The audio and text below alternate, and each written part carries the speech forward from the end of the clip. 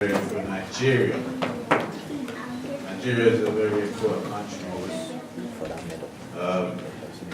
in many ways. They're pretty much a representative of Africa. And so praying for Nigeria is actually very, very important. Now, we have the scripture reading from a sister. Some of you may know her face, some of you may not. But she is ready to impart a word from the Bible to you all. So please, let's encourage, let's clap, let's make noise for Sister Gabby. You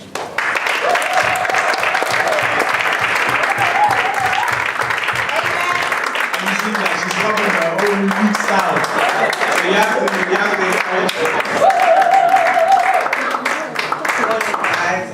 Today's scripture reading is from 1 Peter chapter 4, verse 5. That's 1 Peter chapter 4, verse 5.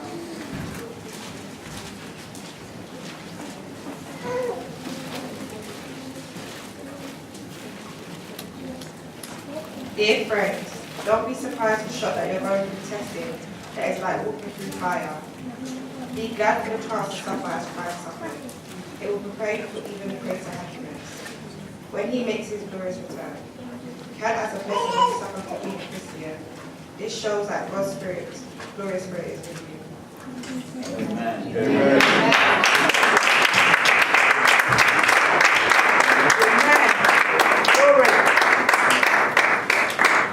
Amen. Amen. So, we have yet another special gift to give. I hope you guys are ready to receive. Do you understand our kid? He said, I hope you guys are ready to receive. Yes. So, two very talented individuals in our group. They insisted. They said, we must share this with the congregation. And our group, we said, okay, we'll stop. So, please, let's give a warm welcome to, what's your name? The praise and worship team of Highway of Living. You two are the whole praise and worship team. We're not the whole one, we belong to it. We don't have a special name. We'll call them CNA or AC, air conditioner. Let's welcome our brothers first.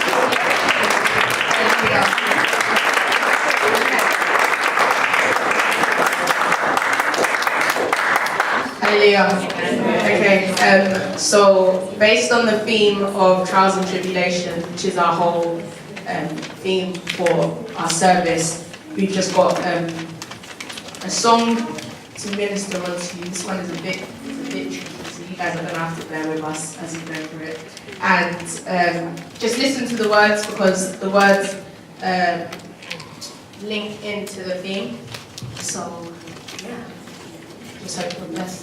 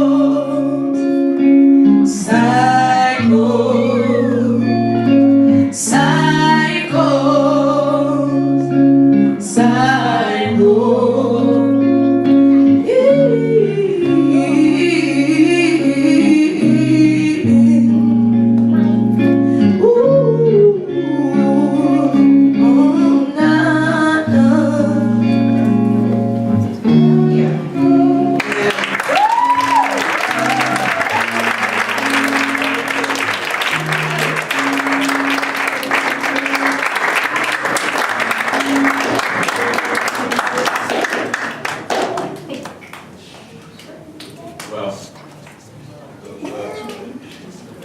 those words were give me loose. Serious words in there. Serious words to take on, to think about, to ponder on. Yes, it sounded good, but the words were important. Thank you, Celeste. Thank you, Amma. And Dimitri, of course. Dimitri, of course.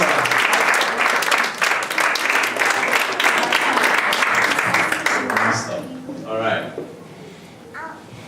So, I don't want to act like this is like the bit that we will be waiting for, because I feel like everything that's gone by is very important. Some of you may be feeling extremely blessed already. But we have more! We have more! So don't get up and go anywhere. Stay in your seats. Stay in your seats. We have more. So, as you've heard, our theme is trials and tribulation. We all go through them. We've all heard people go through them. And we want to make sure that when we do go through trials and tribulations, they are not a waste. They do not take away from us, but in the end, they end up adding. And so, we have some messengers who are ready and waiting to show us how to process trials and tribulations, how to move through trials and tribulations, and how to progress past trials and tribulations. So, our first angel, our first messenger is Madame Celeste. Let's clap for Celeste.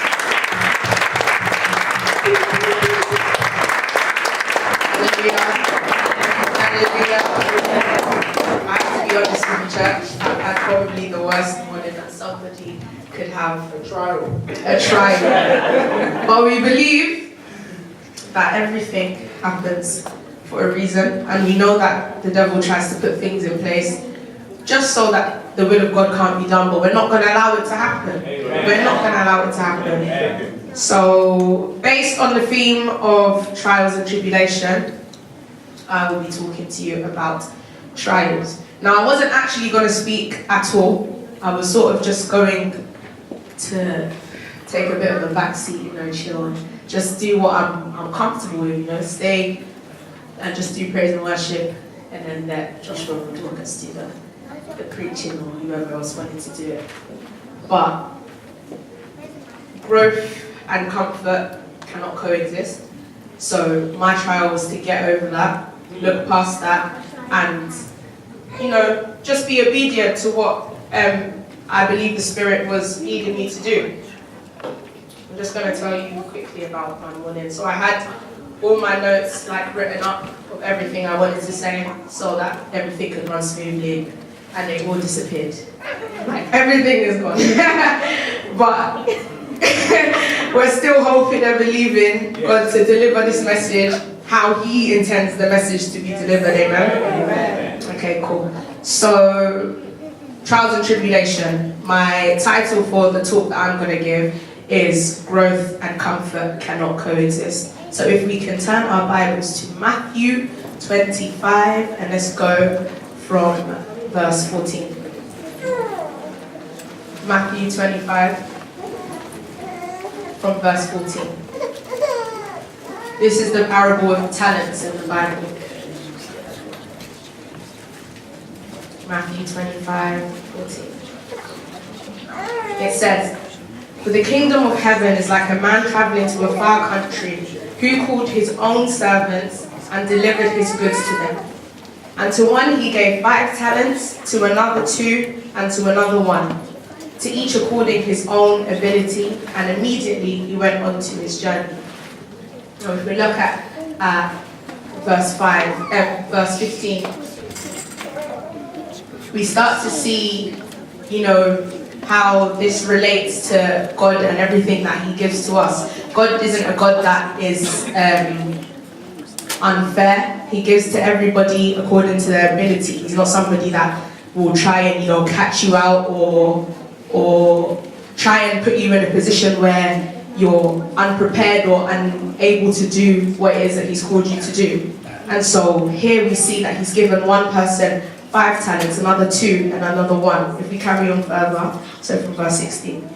Then he who had received the 5 talents went and traded them and made another 5 talents. And likewise he who had received 2 gained 2 more also. But he who had received 1 went and dug in the ground and hid the Lord's money. After a long time the Lord of those servants came and settled accounts with them. So, when he had received 5 talents, he who had received the 5 talents came and brought 5 other talents, saying, "Lord, you delivered to me 5 talents. Look, I have gained 5 more talents besides them." His Lord said to him, "Well done, good and faithful servant. You were faithful over a few things." Make a note of the word "a few things." Tell your neighbor, "a few things." A few things. "I will make you ruler over many nations. Enter into the joy of your Lord." He also who had received 2 talents came and said, "Lord, you delivered to me 2 talents. Look, I have gained 2 more talents beside them." His Lord said to him, "Well done, good and faithful servant.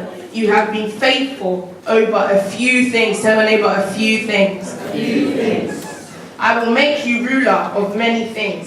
Enter into the joy of your Lord." Then he who had received the 1 talent came and said, "Lord, I knew you to be a hard man, reaping where you have not sown and gathering where you have not scattered seed. And I was afraid."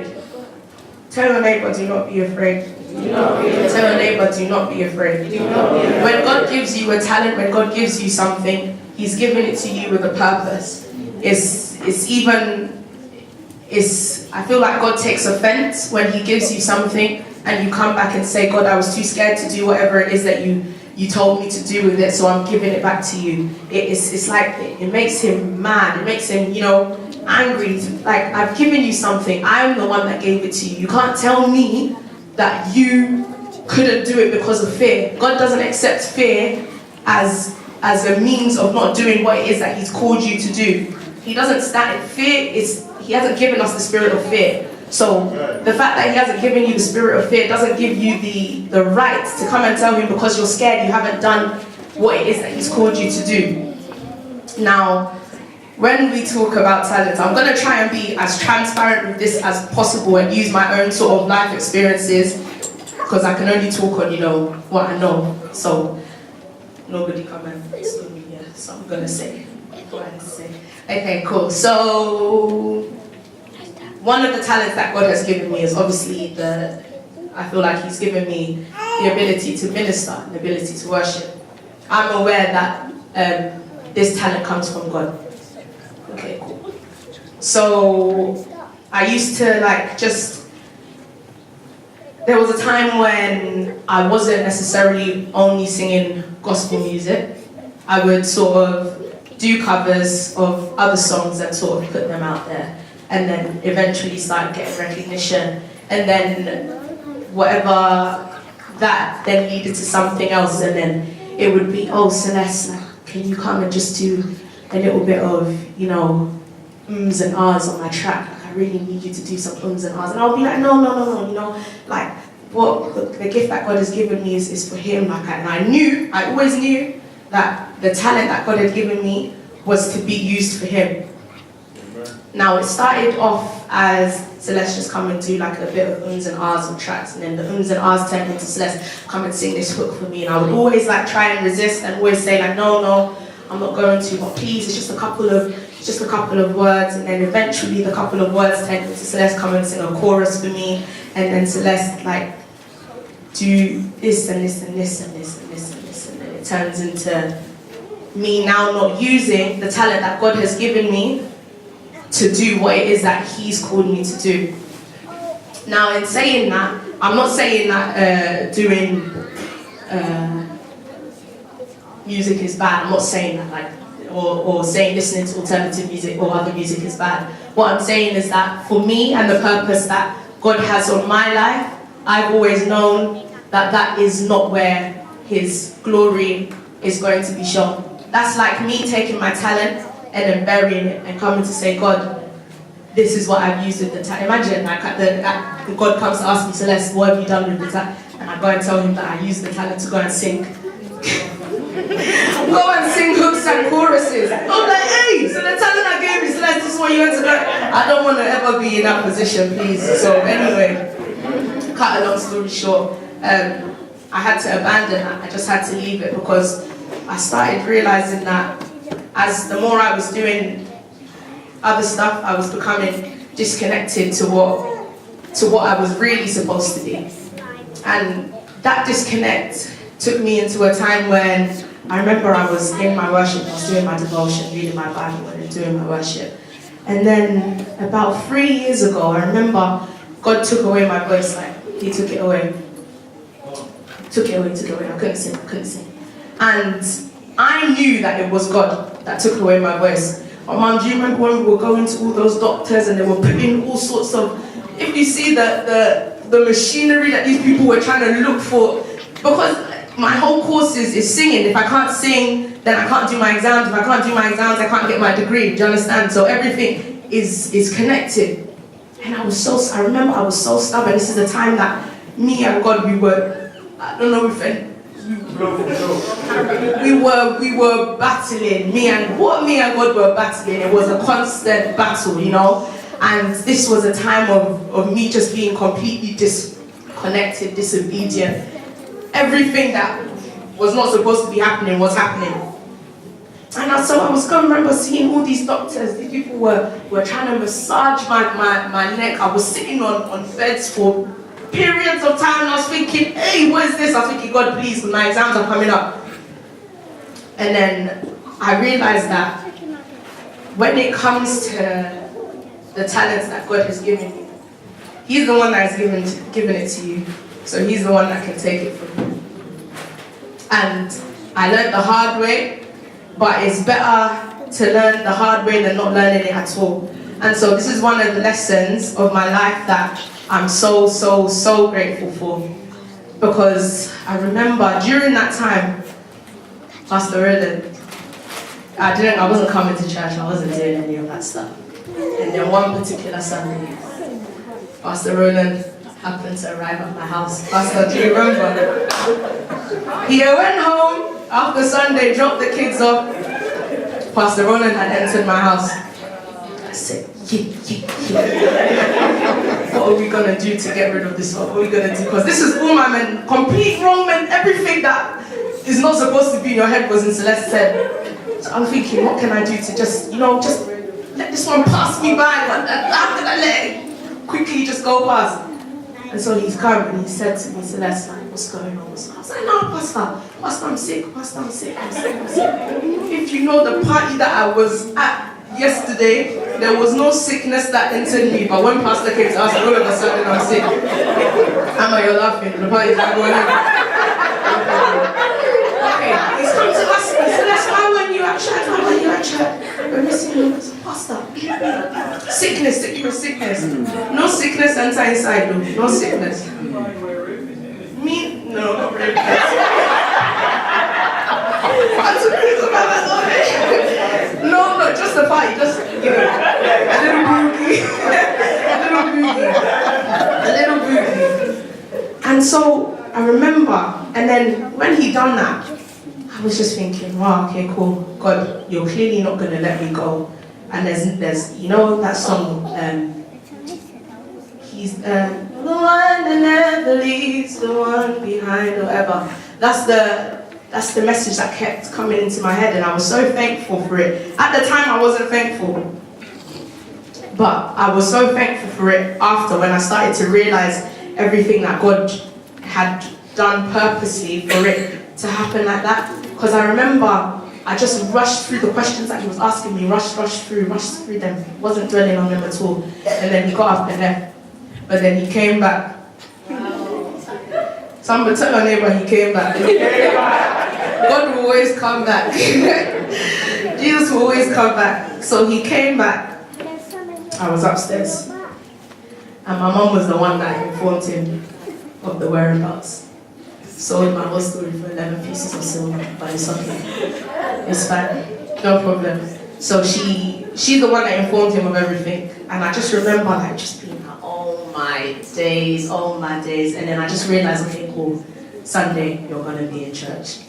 And that's just where it's gonna end up. And that's where I ended up. And I just remember my life just started to change from there, you know, like I just started to really, really start getting connected, but in the proper way, you know, not doing it half-heartedly. Because when I think about it, it's not worth it. It's not worth one day standing in front of God and he asks you, whoever, like, what have you done with the talents I gave you? And you say that you've buried them. Do you know what I mean? It's not worth it at all. And so when we go to verse 26, it says, but his Lord answered and said to him, you wicked and lazy servant, you knew that I reap where I have not sown and gather where I have not scattered seed. So you ought to have deposited my money with the bankers, and at my coming I would have received back my own with interest. Therefore take the talent from him and give it to him who has 10 talents. And this just goes to show that if you're somebody, or you're put in a position where you do end up burying your talent, and God does ask you one day and you have nothing to say for it, at the end of the day, he will sort of cast you out. We can't do this half-hearted thing with God. He doesn't play the game.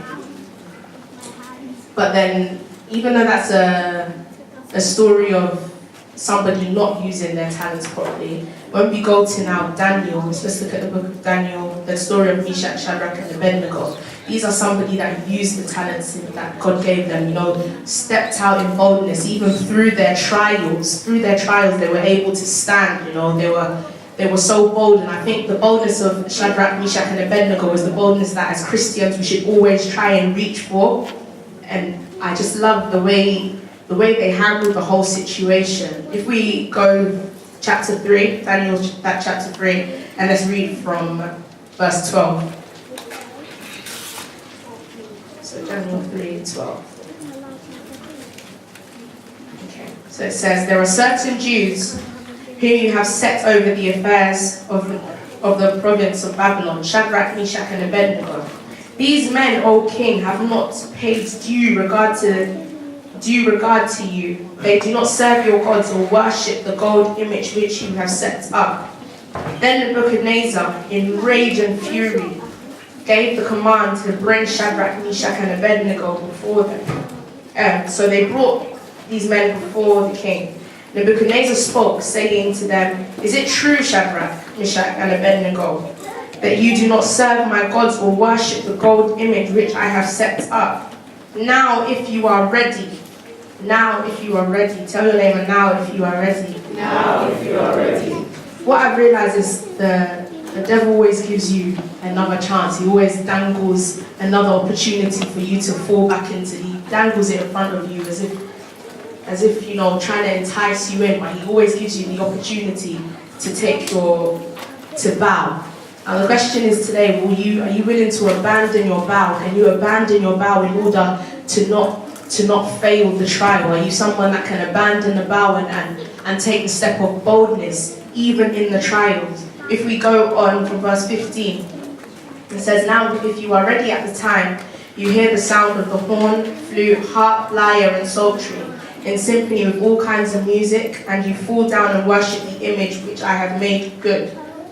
But if you do not worship, you shall be cast immediately into the midst of a burning fiery furnace.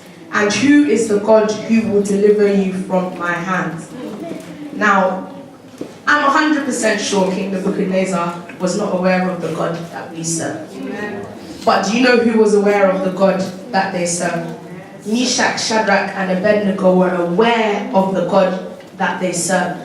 He says, and who is the God? As if God is not powerful, the creator. He says, who is this God that is going to deliver you from my hand? I'm sure that Meshach, Shadrach, and Abednego were aware of, the punishment of not bowing to the statue. They knew, but they didn't care. They didn't care because they knew that the power that was in them, and they knew that the God that they served was stronger than anything that the world could offer them. And when you start to walk and believe in this boldness, when you start to abandon your bow, when you're able to stand firm and stand strong, knowing that regardless of whatever situation happens, whatever fiery furnace that is waiting for you, whatever repercussions that the world can bring towards you, once you know that you are willing and you are able to abandon your bow, there is nothing that the God of Israel will not protect you from. Amen. And he says, and so who is this God who will deliver you from my hands? Shadrach, Meshach, and Abednego, they say this. They answer saying, oh, Nebuchadnezzar. Oh, Nebi, chill. We have no need to answer you in this matter. We haven't got the time to waste talking to you about this. We haven't got the oxygen. We're not going to do it with you today. They said, we're not going to do it. If that is the case, say to your neighbor, if that is the case. Say to your neighbor, if that is the case. Our God, whom we serve, is able to deliver us from the burning fiery furnace, and he will deliver us from your hand, O King. But if not, tell your neighbor, but if not. Other translations say, even if he doesn't. Tell your neighbor, even if he doesn't. Are you able to stand even if he doesn't show up? You know, Meshach, Shadrach, and Abednego, they were so prepared to die. They said, even if God doesn't back it, even if he doesn't back it, even if he's not there, even if he's not going to back, I will still not bow. They said, but if not, let it be known, O King, that we do not serve your gods, nor will we worship the gold image which you have set up. Then Nebuchadnezzar was full of it. Bible says he was angry. I believe he was dashing things over the place. He even slapped his wine holder. He's going mad. He said, what do you mean? What do you mean? You're not gonna work. He said, up the fire. Give me more energy. 7 times. 7 times hotter. The Bible says it was so hot that even the people that went to go and put them in there, but they died. That's how hot it was.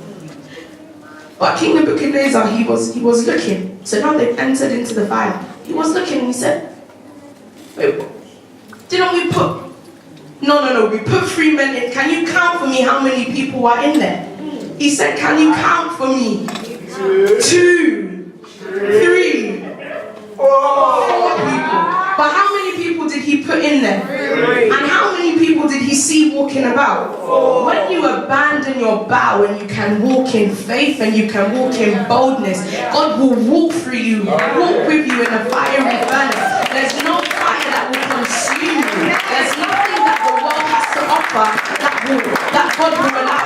You know, God is our biggest fans, and when he gives you a talent, when he gives you something to work, are you working it in the season of preparation? Are you working what it is that he's giving you? Are you sleeping on the job, or are you working on what He's given you?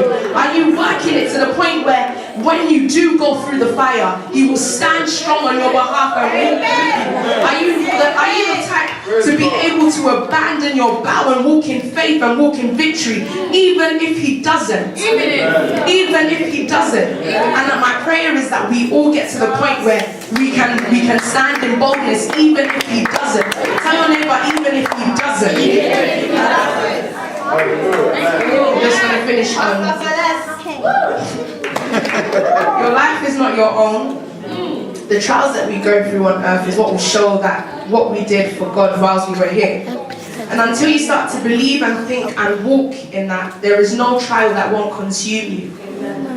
There will be a day when God asks you what you did with your life, the talents He gave you.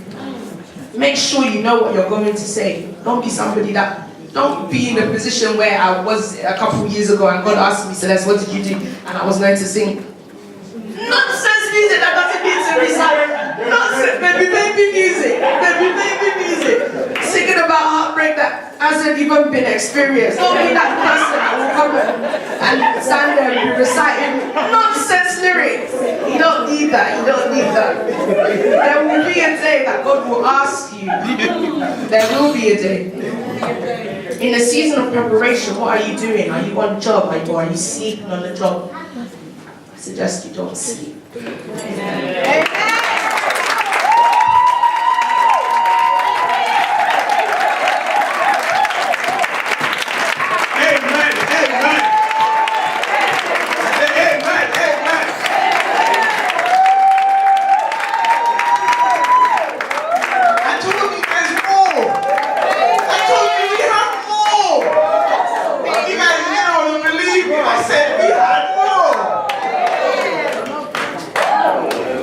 Those notes of yours.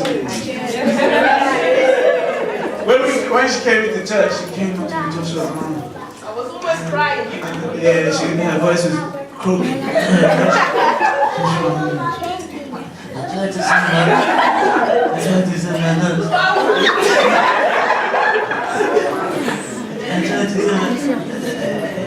It got lost. I said to her, the day is here. I don't know what you want to do. I can't jump with the high cloud and catch it. So, figure something out. I said to her, if need be, sing out of praise and worship. And, figure something out. And she insisted, no. You know what?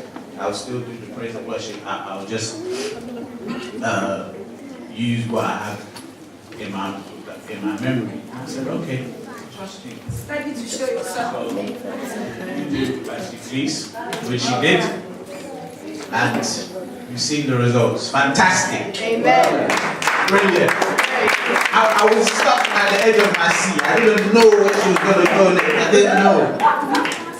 But one thing I want to say is, if someone comes up here and shares a very personal story about their life, we shouldn't take that for granted. Please, let's understand that she gave that story for a reason. If you find yourself in a similar situation, in a similar position, please remember this story. Remember what she said. This is specifically about being tried, about being tested. What are you going to do with what you have? What are you going to do with what you have? The theme of our service is trials and tribulations. And we still have more. Do you believe me this time? Yes. You don't sound like it.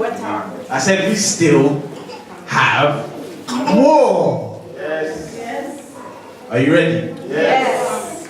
Are you ready? Yes. Bring it on. Hey! All right. So the spokesperson, spokesman, spokeswoman for our second portion is another angel, another messenger. I spend a lot of time with this person, not by choice.